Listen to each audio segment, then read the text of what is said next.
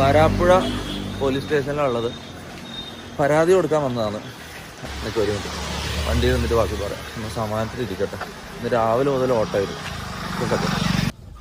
Okay, ഇന്ന് കേരളത്തിൽ ചെറിയൊരു ഭാഗം ആൾക്കാരുടെങ്കിലും മുന്നിൽ ഞാൻ പോക്സോ കേസ് പ്രതിയല്ല, പോക്സോ കേസ് ചെയ്ത ആളാണ്.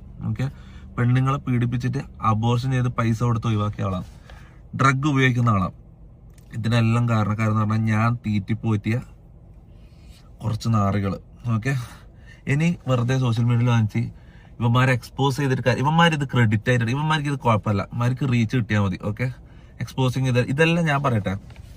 ഇത് കണ്ടോ, 2 ക്രിമിനൽ കേസുകളും പിന്നെ ഒരു ഡിഫേമേഷന്റെ ലീഗൽ നോട്ടീസ് ഓൾറെഡി അയച്ചു കഴിഞ്ഞു. ഓക്കെ, ഇനി കളികൾ ഡയറക്റ്റ് ലീഗലി പോകാൻ പോയെന്ന്. ഓക്കെ, നേരെ ജയിലിൽ കയറ്റാം. അത് തന്നെയാണ്, ഡയറക്റ്റ് നേരെ ഇവന്മാരെ ജയിലിൽ കയറ്റാന്നുള്ളതിന് ഉദ്ദേശം.